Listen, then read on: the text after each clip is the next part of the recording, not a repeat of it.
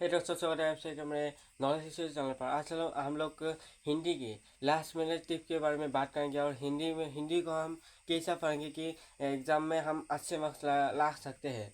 और एग्ज़ाम तो आज अब तो तुम्हारी पास आ रही है और इतना पास आ रही है कि सिर्फ 2 ही महीने बचा हुआ है।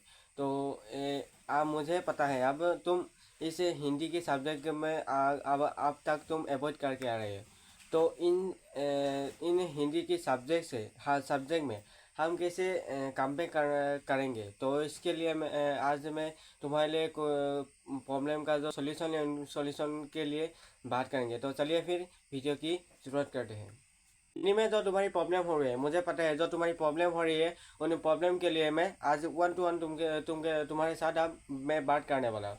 तो जो तुम्हारी पहला नंबर का प्रॉब्लम हो रही है वो है पेसेस पेसेस कैसे पढ़े, और दूसरा नंबर का प्रॉब्लम है ग्रामर को कैसे करें, और तीसरा नंबर का प्रॉब्लम है राइटिंग सेक्शन को कैसे इंक्रीज करें। हमें हमारे हिंदी में तो ऐसे लिखना ही नहीं आता कि राइटिंग सेक्शन को कैसे इंक्रीज करें। हाँ, ज़्यादातर तुम्हारे यूट्यूब में ऐसे वीडियो मिलेगी जो इंग्लिश में कमबैक होना, और मैथ्स में और साइंस या एसएसटी में ऐसे। लेकिन हिंदी में जो कमबैक का वीडियो बनाते हैं वो सिर्फ ज़्यादातर कम ही मिलते हैं। तो वीडियो को ज़रूर अच्छा लगे तो लाइक कर देना और सब्सक्राइब ज़रूर कर देना। तो चलिए फिर जो तुम्हारी प्रॉब्लम हो रही है उन प्रॉब्लम के ऊपर बात करते हैं। सबसे पहला जो तुम्हारी प्रॉब्लम हो रही है हिंदी के ऊपर, जो पैसेज है, पैसेज प्रैक्टिस कैसे करना है। तो पैसेज प्रैक्टिस करने के लिए तुम्हारे अब तुम जब तुम 5-6 दिन पहले, तो मुझे पता है तुम 5-6 दिन पहले एग्ज़ाम से, हिंदी एग्ज़ाम से 5-6 दिन पहले तुम हिंदी उठा गया, मुझे पता है। तो हिंदी को इस 5-6 दिन के में कैसे कवर करना है पैसेज को। तो पैसेज को 5-6 दिन के अंदर कवर करने का एक ही सोल्यूशन है, जो तुम्हारी सैम्पल पेपर है। सैम्पल पेपर से तुम उस पैसेज को सोल्यूशन करो, हर पैसेज को सोल्यूशन करो, और प्रीवियस ईयर क्वेश्चन को तुम अब सॉल्व करो जो तुम्हारी पैसेज में आ रहा है, प्रीवियस ईयर क्वेश्चन की पैसेज को। तो हिंदी में तुम अगर सैम्पल पेपर और प्रीवियस ईयर क्वेश्चन की पैसेज को प्रैक्टिस करोगे तो मुझे यकीनन है तुम एग्ज़ाम में 4 के आएंगे। तो पैसेज को ज़्यादा प्रायोरिटी दो। पैसेज में क्या गलती करते हैं, पहले क्या करते हैं, पहले आंसर को पढ़ते हैं, फिर बाद में पैसेज को पढ़ते हैं। तो ये गलत चीज़ है। तो सबसे पहले हमको पहले पैसेज पढ़ना है, फिर हमको जो आंसर है वो आंसर को हम देखना है। तो इससे क्या होगा, जो हमारे थोड़ा थोड़ा भी जो पैसेज में हमको याद है, तो ये आंसर का सवाल क्या था ये तो दिमाग में आ जाएगा। लेकिन पैसेज में ऐसा कोई सवाल टफ से दे देता है, ऐसे सवाल तुमको कहाँ से आ रही है सवाल। तो तुम्हारी जो सवाल की जो अर्थ है, यानी कि मीनिंग है, वो तो तुम्हें पता ही नहीं होती। इसीलिए मैं कह रहा हूँ कि तुम प्रीवियस ईयर क्वेश्चन और सैम्पल पेपर ज़रूर प्रैक्टिस कर लो।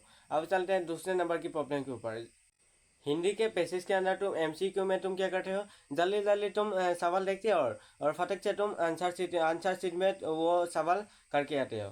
तो तुम्हारी एमसीक्यू में जो भी तुम एमसीक्यू में क्या होता है कि थोड़ा थोड़ा गलत थोड़ा बहुत डिफरेंट वाला वर्ड, एक ही मीनिंग का, एक ही मीनिंग जैसे, एक ही वर्ड जैसे अलग अलग मीनिंग का वर्ड दे देता है। यानी कि डिफरेंट ऐसे कोई अलग अलग मीनिंग का वर्ड दे देता है। इससे तुम क्या कर रहे हो, तुम्हारी कन्फ्यूजन क्रिएट होता है और तुम एमसीक्यू में गलत करके आते हो। तो हिंदी में तुमको क्या करना है, एमसीक्यू को तुम सही समय से, या फिर तुम ऐसे अटेम्प्ट करो कि हाँ तुमको ये सवाल पता है, और जल्दी जल्दी में तुम एमसीक्यू को कभी कर मत आना। इनसे क्या होगा, तुम्हारी मार्क्स करने लगेगी। और चौथे नंबर के ऊपर चलते हैं, जो कि है starting reading of start of exam. और ये क्या चीज़ है। तो starting reading of start of exam ये क्या चीज़ है। तो इनका भी सॉल्यूशन बताओ। जो पैसेज में तुम्हारे क्या होता है कि तुम पैसेज में तुम देखते ही तुम क्या करते हो, आंसर शीट में सवाल आते हो। लेकिन अगर तुम पैसेज में ऐसा करो कि सबसे पहले तुम स्टार्टिंग पेपर देखते ही तुम स्टार्ट करो कि सबसे पहला सवाल कौन सा था, दूसरा नंबर सवाल कौन सा था। तो पैसेज में क्या होता है कि दूसरे नंबर के सवाल के तीसरे नंबर के ऊपर करके आती हो। तो ये क्या होता है कि एग्जाम के प्रेशर की वजह से ये होता है। अब चलते हैं लिटरेचर की प्रॉब्लम के ऊपर जो तुम्हारी हो रही है अब हिंदी की सब्जेक्ट में। तो चलिए फिर लिटरेचर में क्या होता है इनके बारे में बात करें। हिंदी की लिटरेचर को कैसे करें तो इनके भी सॉल्यूशन बताओ। जब पहला का सॉल्यूशन ये ऐसा है कि तुम समरी यानी कि जो तुम्हारे सारांश होते हैं ना हिंदी के, जो तुम्हारी सारांश होते हैं उन सारांश को तुम अगर उन सारांश को तो तुम्हारी याद है तो तुम ज़रूर हिंदी में पढ़ के आओगे। क्या होता है कि हिंदी हिंदी हिंदी हिंदी में इंग्लिश की तरह अगर तुम सामारी समझ लोगे या फिर सामारी को तुम अच्छे से याद कर लोगे तो हिंदी में यकीन मानो तुम जैसे भी सवाल आओ, जैसे भी एग्जाम में सवाल आए तुम फोड़ के आओगे। क्योंकि समरी में सबका मूल भाग उसी में छिपा हुआ होता है। तो समरी को अगर तुम समरी तुम्हारी समझ में आती है या फिर समरी तुमको आती है तो तुम ज़रूर एग्जाम में फोड़ के आएगा। तो क्या करो तुम समरी को कैसे मिलेगा तो कुछ हिंदी के यूट्यूब में जाओगे तो तुम खुद ब खुद ही समरी का वीडियो आ जाएगा। और दूसरे नंबर पे रेफरेंस बुक भी ले सकते हो हिंदी के लिए, और उसमें भी तुम समरी जो तुम्हारी हर चैप्टर का समरी मिल जाएगा। अब चलते हैं लिटरेचर का दो नंबर सॉल्यूशन के ऊपर, 2-3 सैंपल पेपर है। इसका क्या मतलब है लिटरेचर में तुम अगर लिटरेचर में क्या होता है कि हिंदी में क्या होता है कि तुम ऐसा कोई सवाल आता है कि हिंदी में तुम हर एग्जाम में आता है कि ऐसा कोई सवाल है जो हिंदी की हर एग्जाम में आता है। तो हर बोर्ड एग्जाम में या फिर हर हाफ ईयरली से एग्जाम में फर्स्ट यूनिट में या सेकेंड यूनिट में हर एग्जाम में आता है कि ऐसा सवाल होता है। तो हिंदी टफ नहीं होती क्योंकि वो जो सवाल होते हैं ना वो सिर्फ तुम्हारी जो हर एग्जाम में उस सवाल रिपीट होते हैं। तो ये सवाल हमको कैसे पता चलेगा तो इनके भी सॉल्यूशन बताऊंगा। तो तुम्हारी अगर तुम लिटरेचर में 2-3 सैंपल पेपर लगाओगे एग्जाम से पहले और प्रीवियस ईयर क्वेश्चन रिवाइज करोगे तो ज़रूर तुमको जो तुम्हारी हर एग्जाम में आते हैं वो सवाल तो तुमको खुद ब खुद वो पता चल जाएगा। अब चलते हैं next topic starting batch. Literature में क्या होता है कि अगर तुम्हारे मार्क्स लाना है तो तुमको लिटरेचर में क्या करना पड़ेगा स्टार्टिंग बेस्ट करना पड़ेगा। यानी कि तो शुरुआत को में अच्छे करना पड़ेगा हिंदी में अगर अब चाहे तो मार्क्स आने के लिए। तो तुमको लिटरेचर में ज़्यादा काटापीटी मत करना और खुद की दिमाग से यानी फिर खुद सजा कर थोड़ा खुद सजा कर लिखना चाहिए। हिंदी में क्या होता है कि तुम जो तुम्हारी बुक में होती है वही उठाकर तुम लिख के एग्जाम में लिख के आते हो, ऐसा मत करना। हिंदी में क्या होता है कि तुम अगर सजा कर लिख के आते हो, सजा कर पेपर को अटेम्प्ट करके आते हो यानी कि तुम खुद दिमाग में ये कैसा मतलब तुम जो तुम्हारी कॉम्बिनेशन है या फिर जो तुम लिख के आते हो वो सजा कर लिखना आना चाहिए। तो सजा कर अब जब तुम सजा कर लिख के आओगे तो तुम्हारे एग्जामिनर तुम्हारे ऊपर इम्प्रेस होगी और तुम्हारी मार्क्स से ज़रूर नहीं काटेगी। अब चलते हैं नेक्स्ट जो लिटरेचर के ऊपर जो नेक्स्ट टॉपिक है। नेक्स्ट का टॉपिक है सम कीवर्ड। हिंदी में ऐसा लिटरेचर में क्या होता है कि सम कीवर्ड कैसा ऐसा कीवर्ड होता है कि तुमको वो कीवर्ड ज़रूर याद करके जाना ही पड़ेगा एग्जाम में। वो आंसर सवाल का वो सवाल तो ज़रूर आएगा कि ऐसे कीवर्ड होते हैं कि कुछ चैप्टर का ऐसा कीवर्ड होते हैं हिंदी में। पद्यांश में तो पद्यांश में भी होते हैं। तो इस सवाल को तुम हमेशा याद करके जाना और उस जो कीवर्ड है उनको ज़रूर एग्जाम पेपर में अटेम्प्ट करके ज़रूर आना। और इससे क्या होगा तो ओ ये पढ़ के है तो टीचर को लगेगा कि ये पढ़ के है तो इससे तुम्हारी मार्क्स इंक्रीज होगी। अब चलते हैं राइटिंग सेक्शन के ऊपर। राइटिंग सेक्शन का पहला नंबर का जो प्रॉब्लम का सॉल्यूशन है वो है कि राइटिंग सेक्शन में तुम स्पेलिंग मिस्टेक करके आते हो।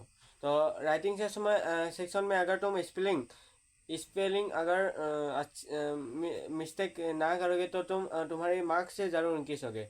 स्पेलिंग कैसे मिस्टेक करते हो तुम राइटिंग सेक्शन में कि तुम चैप्टर को पढ़ के नहीं जाते और चैप्टर जब तुम पढ़ के नहीं जाते हो तो तुम एग्जाम में तुमको स्पेलिंग मिस्टेक हो जाता है और इससे तुम्हारी मार्क्स कट जाती है स्पेलिंग मिस्टेक के कारण। और राइटिंग सेक्शन का दूसरा नंबर का सॉल्यूशन है। दूसरे नंबर के अंदर फॉर्मेट में एक डेढ़ नंबर होते हैं, यानी कि तो अगर तुम राइटिंग सेक्शन में निबंध लेखन या फिर पत्र लेखन या जैसे होते हैं ना लेखन, तो इनके अंदर क्या होता है कि अगर तुम फॉर्मेट भी लिख के आते हो ना तुमको एक डेढ़ नंबर जरूर मार्क्स देंगे। ये क्या होता है कि इस राइटिंग सेक्शन में अगर तुम फॉर्मेट में एक डेढ़ नंबर तो एग्जामिनर तुमको देना ही पड़ेगा, क्योंकि ये लिखा हुआ होता है। और जो ये राइटिंग सेक्शन है उनके अगर तुम अंदर की जो भाग है वो गलत करके आते भी हो तो तुम एक डेढ़ नंबर जरूर इंक्रीज होंगे कि तुम्हारी फॉर्मेट के अंदर निबंध लेखन या फिर पत्र लेखन के ईमेल लेखन इसे जो होते हैं ना इनको जरूर मार्क्स इंक्रीज होंगे।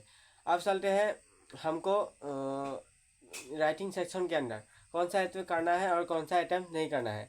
हमें विज्ञापन लेखन अथवा अगर संदेश लेखन देता है तो हमको कौन सा लिखना पड़ेगा। तो विज्ञापन लेखन क्या होता है कि विज्ञापन लेखन तुम्हारे लिए आसान होता है और जो संदेश लेखन है वो तो तुमको अच्छी तरह से आता ही नहीं, लेकिन विज्ञापन लेखन अगर तुम्हारी जो अब तुम पढ़ रहे हो वो अगर तुम्हारी आसान भाषा में तो तुमको आती है तो तुम्हारी विज्ञापन लेखन ही होती है। अब चलते हैं सौवित्र लेखन अथवा ईमेल लेखन।